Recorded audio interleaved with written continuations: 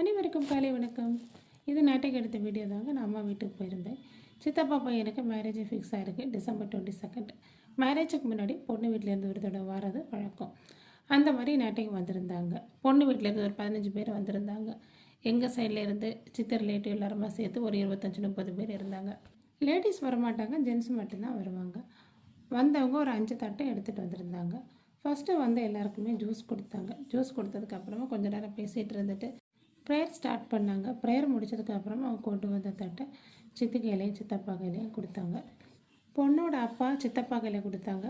பொண்ணோட அண்ணா பேலன்ஸ் இருக்க 4 தட்டையும் சித்தி கையில் கொடுத்தாங்க.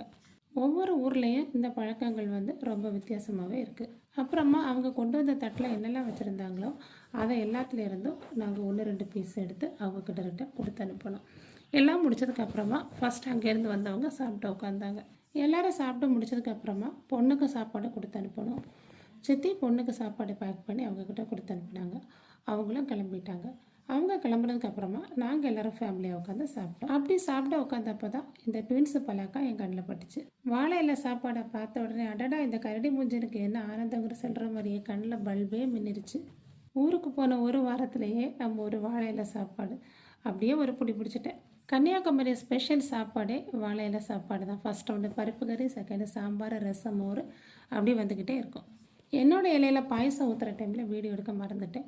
சித்தப்பா பாயசம் குடிக்க மாட்டாங்க. நான் வீடியோ எடுக்கிறதுக்காக அவங்க இலையில் பாயசம் ஊற்ற வச்சுட்டேன். இவங்க தான் என்னோடய சித்தப்பா சித்தி. வீடியோ பிடிச்சிருந்தா லைக் பண்ணுங்கள். தேங்க்ஸ் ஃபார் வாட்சிங்.